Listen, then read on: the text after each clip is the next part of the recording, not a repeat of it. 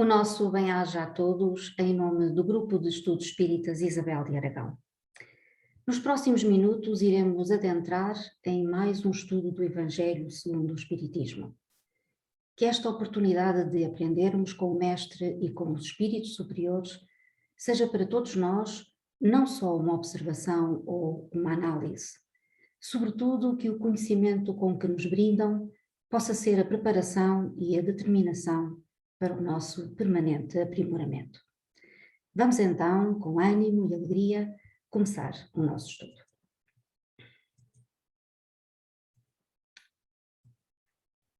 Hoje vamos concluir o capítulo 8º do Evangelho segundo o Espiritismo, que tem como título principal Bem-aventurados os puros de coração.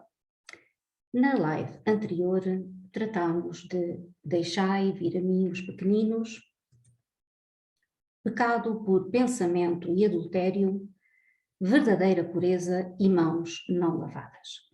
E hoje iremos tratar dos seguintes temas: escândalos, cortar a mão. E nas instruções dos Espíritos, deixai vir a mim os pequeninos e, por último, bem-aventurados os que têm os olhos fechados.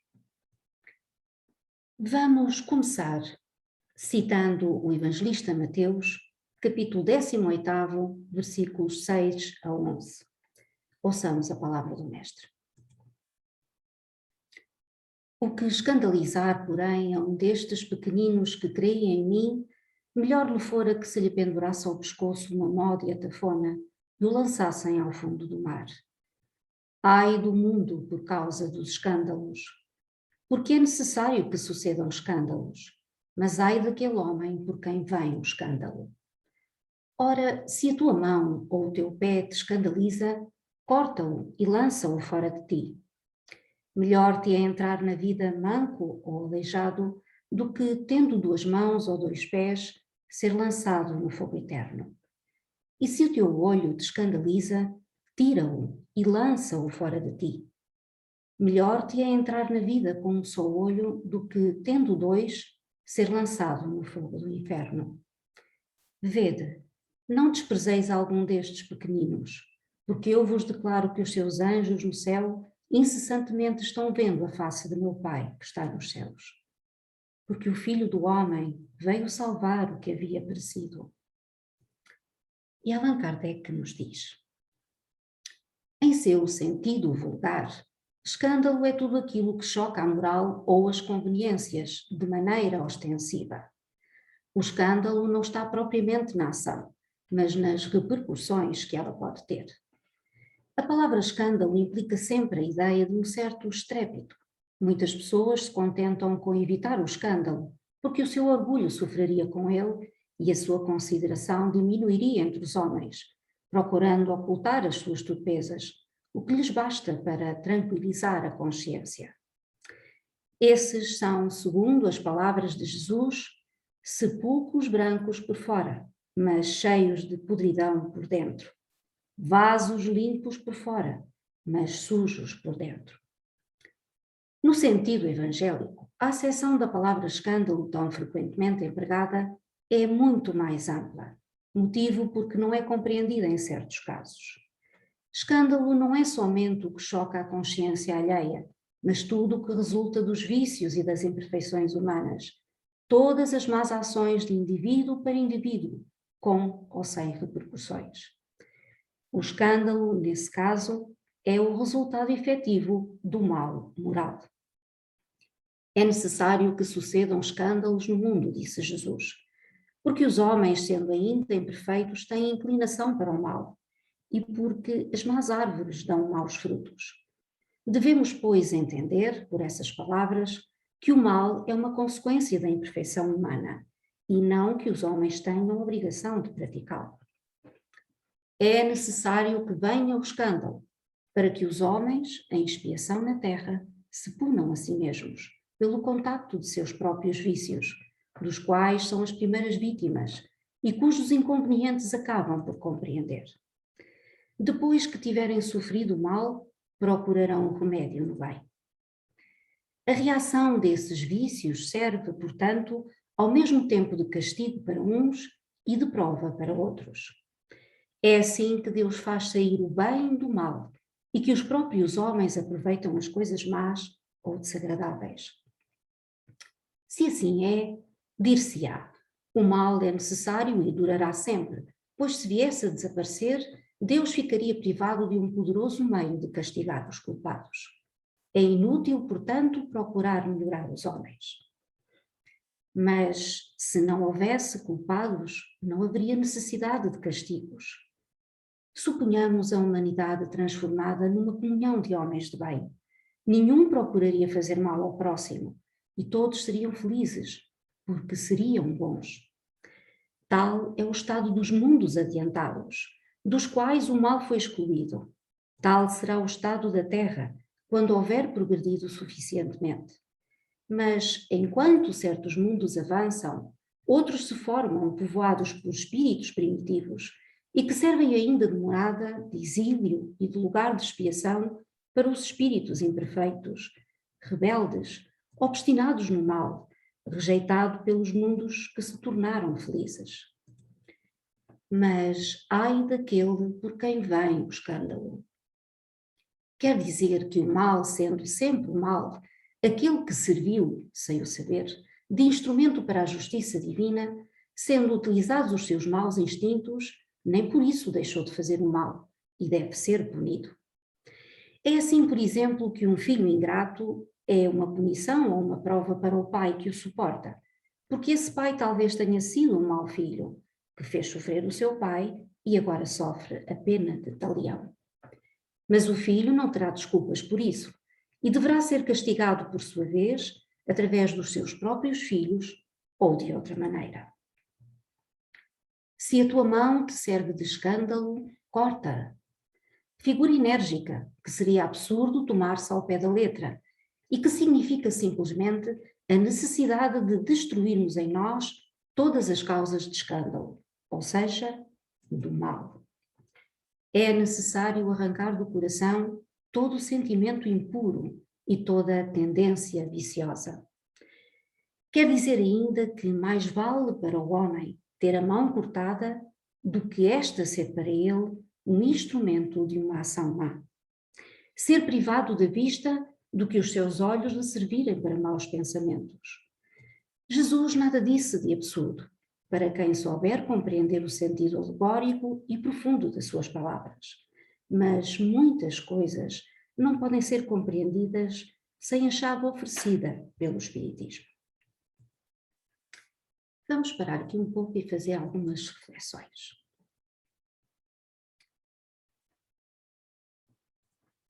Pois bem, escândalos, cortar a mão.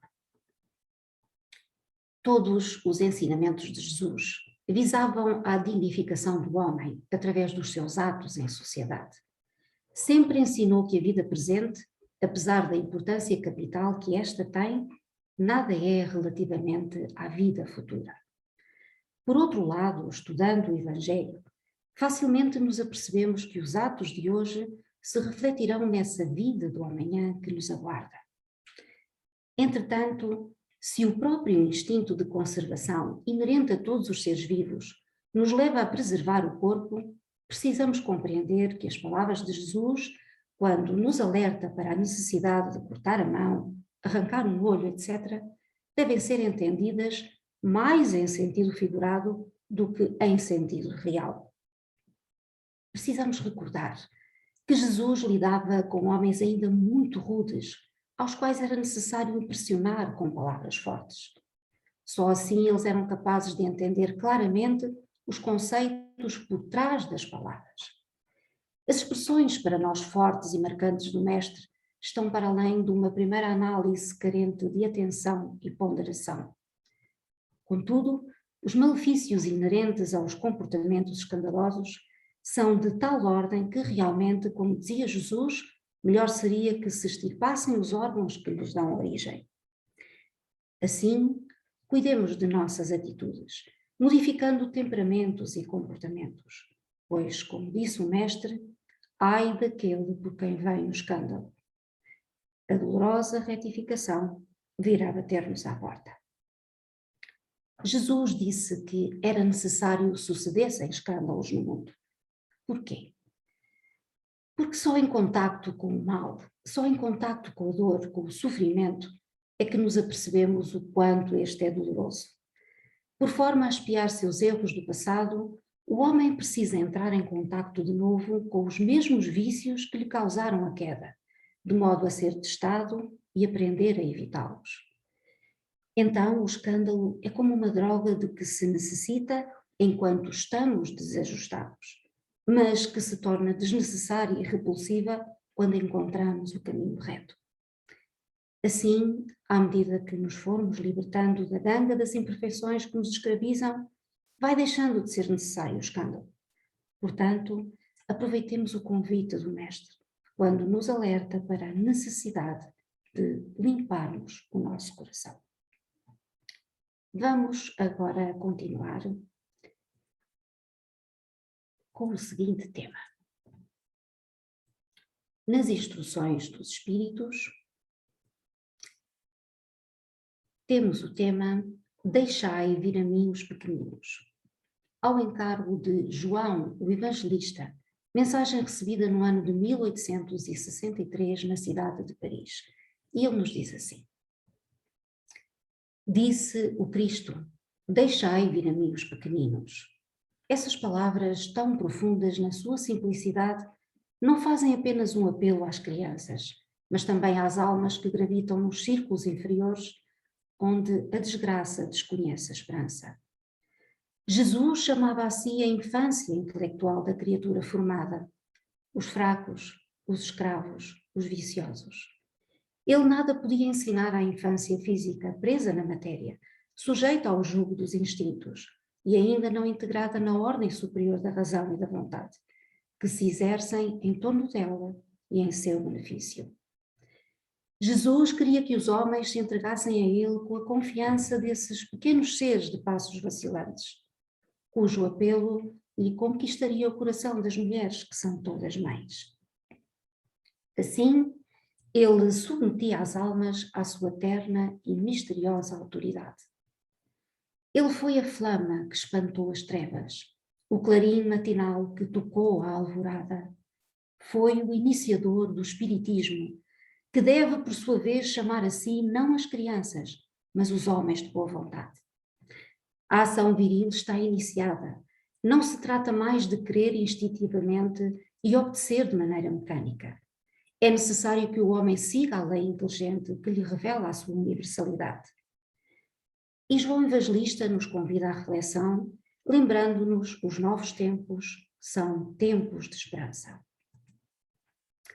Meus bem-amados, eis chegados os tempos em que os erros explicados se transformarão em verdades. Nós vos ensinaremos o verdadeiro sentido das parábolas. Nós vos mostraremos a correlação poderosa que liga o que foi ao que é. Eu vos digo, em verdade, a manifestação espírita se eleva no horizonte e eis aqui o seu enviado, que vai resplandecer como o sol sobre o cume dos montes. E ainda sobre o tema Deixai vir a mim os pequeninos, temos agora o testemunho de um espírito protetor, mensagem recebida em 1863 na cidade de Porteus. Deixai vir a mim os pequeninos, pois tenho o alimento que fortifica os fracos. Deixai vir a mim os tímidos e os débeis, que necessitam de amparo e consolo. Deixai vir a mim os ignorantes, para que eu os ilumine. Deixai vir a mim todos os sofredores, a multidão dos aflitos e dos infelizes, e eu lhes darei o grande remédio para os males da vida, revelando-lhes o segredo da cura de suas feridas. Qual é, meus amigos, esse bálsamo poderoso de tamanha virtude que se aplica a todas as chagas do coração e as cura? É o amor, é a caridade. Se tiverdes esse fogo divino, o que haveis de temer?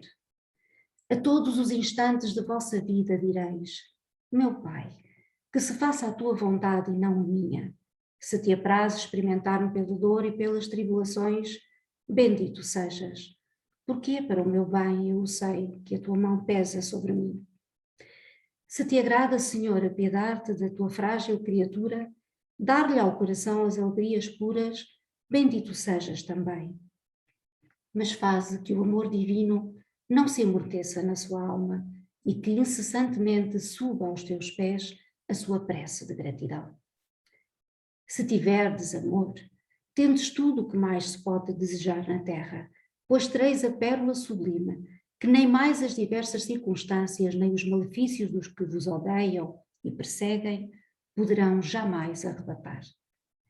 Se tiverdes amor, tereis colocado o vosso tesouro onde nem a traça nem a ferrugem os devoram, e vereis desaparecer insensivelmente da vossa alma tudo o que lhe possa manchar a pureza.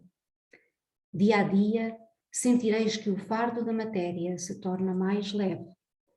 E, como um pássaro que voa nos ares e não se lembra da terra, subireis incessantemente, subireis sempre, até que a vossa alma, inebriada, se impregne da verdadeira vida no seio do Senhor. Concluindo aqui esta mensagem, vamos fazer aqui algumas reflexões também sobre este tema. Deixai vir a mim os pequeninos. Os espíritos superiores não desperdiçam tempo. Eles aproveitam todas as oportunidades para serem úteis, ensinando, ajudando, aliviando as dores daqueles que estão mais fragilizados, mais necessitados de amparo. Jesus, como o mestre maior, muito acima dos espíritos que habitualmente consideramos superiores, não poderia proceder de outra forma. Assim, ele aproveitava todos os momentos para ensinar, exemplificando, talvez até porque sabia que o tempo que teria para nos dedicar em pessoa não era muito. A criança, como já vimos, na sua simplicidade, na sua candura e inocência, representam a infância intelectual da criatura, que ainda não se deixou invadir pela desconfiança, pela vaidade, pelo egoísmo, pelo orgulho. Daí a sua advertência, de que só quem for puro de coração, como aparentam as crianças, é que entrará no reino do céu. Ao referir-se às crianças, Jesus estava convidando todos os puros de coração, os sofredores de toda a espécie, os escravizados e até viciados de todas as idades, que estivessem em condições de compreender os seus ensinamentos. Então, o seu chamamento, embora dirigido a todos, era especialmente direcionado aos que já estavam em condições de despertar em si próprios a esperança e a confiança nele. Não podendo carregar as cruzes de cada um de nós, Jesus nos ensina os caminhos que precisamos percorrer para nos libertarmos dessas cruzes.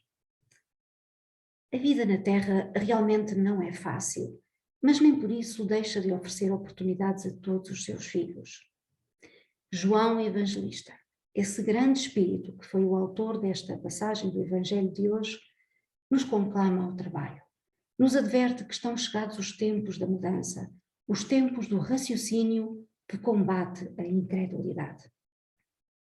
O Evangelho de Jesus foi muitas vezes enriquecido por parábolas, por forma a um melhor entendimento dos conceitos que ele, o Mestre, nos queria ensinar.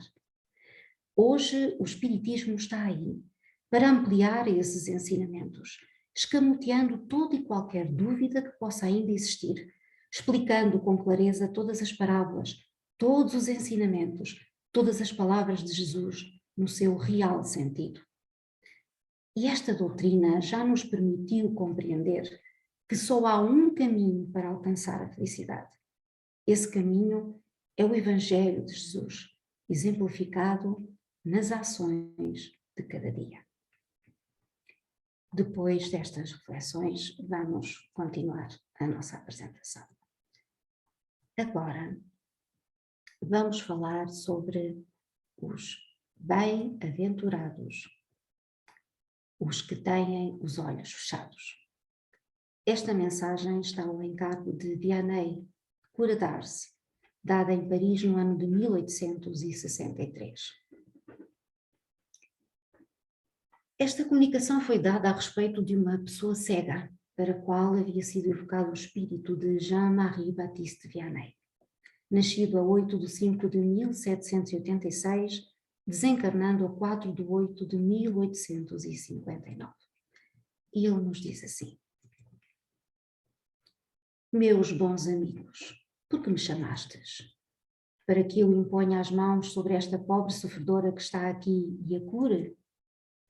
Ah, que sofrimento, bom Deus! Perdeu a vista e as trevas se fizeram para ela. Pobre criança, que ore e espere. Eu não sei fazer milagres sem a vontade do bom Deus. Todas as curas que obtive e que conheceis, não as atribuais senão àquele que é o Pai de todos nós. Nas vossas aflições, voltai sempre os vossos olhos para o céu e dizei do fundo do vosso coração: meu Pai, curai-me, mas fazei que a minha alma doente seja curada antes das enfermidades do corpo, que a minha carne seja castigada se necessário, para que a minha alma se leve para vós com a brancura que possuía quando a criastes. Após esta prece, meus bons amigos, que o bom Deus sempre ouvirá, a força e a coragem vos serão dadas, e talvez também a cura, que temerosamente pedistes como recompensa da vossa abnegação. Mas desde que aqui me encontro, numa assembleia em que se trata sobretudo de estudar, eu vos direi que os que estão privados da vista deviam considerar-se como os bem-aventurados da expiação. Lembrai-vos de que o Cristo disse que era necessário arrancar o vosso olho se ele fosse mau, e que mais valia atirá-lo ao fogo do que ser a causa da vossa perdição. Ah, quantos existem sobre a terra que um dia maldirão nas trevas por terem visto a luz? Oh, sim, como são felizes os que na expiação foram punidos pelos olhos. Seu olho não será causa de escândalo e de queda, e eles podem viver completamente a vida das almas, podem ver mais do que vós, que tendes boa visão. Quando Deus me permite abrir as pálpebras de alguns desses pobres sofredores e devolvê-los à luz, digo a mim mesmo: alma querida, porque não conheces todas as delícias do espírito que vive de contemplação e de amor? Então não pedirias para ver as imagens menos puras e menos suaves que aquelas que podes entrever na tua cegueira? Oh, sim, bem-aventurado o cego que quer viver com Deus.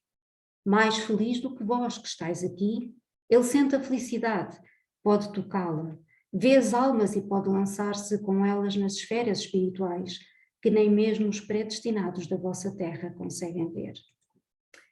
O olho aberto está sempre pronto a fazer a alma cair. O olho fechado, pelo contrário, está sempre pronto a fazê-la subir até Deus. Crede-me, meus bons, queridos amigos, a cegueira dos olhos é quase sempre a verdadeira luz do coração, enquanto a vista é quase sempre o anjo tenebroso que conduz à morte. E agora algumas palavras para ti, minha pobre sofredora. Espera e tem coragem. Se eu te dissesse: minha filha, teus olhos vão abrir-se, como ficarias alegre? E quem sabe se esta alegria não te perderia? Tem confiança no bom Deus, que fez a felicidade e permite a tristeza. Farei tudo o que me for permitido em teu favor, mas por tua vez, ora, e sobretudo, pensa em tudo o que venho de dizer-te. Antes de me afastar, vós todos que estáis aqui, recebei a minha bênção. E aqui terminamos esta apresentação. Vamos às nossas reflexões finais.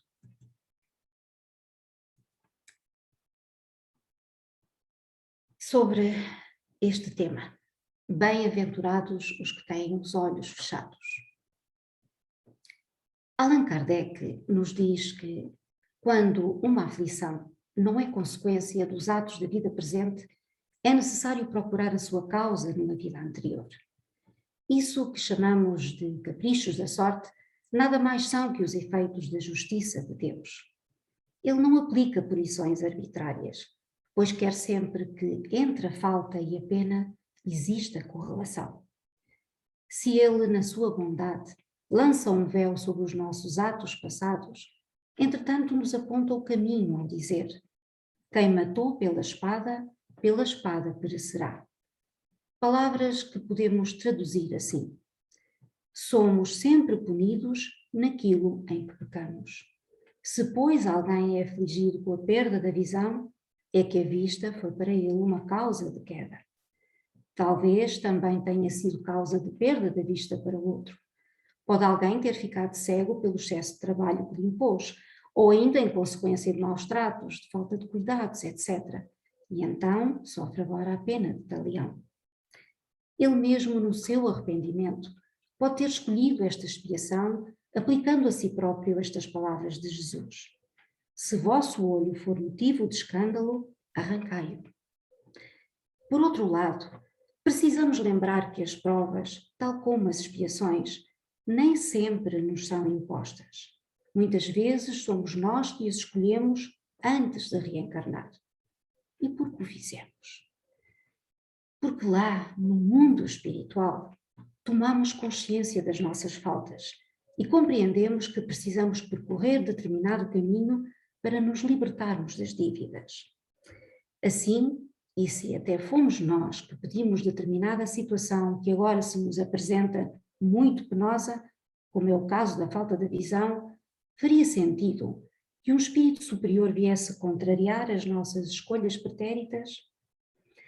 São sábias, portanto, as palavras de Vianney Curadarse ao incitar aquela irmã a ter coragem, porque uma vida terrena nada é se considerada com eternidade, e não há maior felicidade do que aquela que se vivencia quando deixamos esta vida precária e chegamos vitoriosos ao mundo espiritual.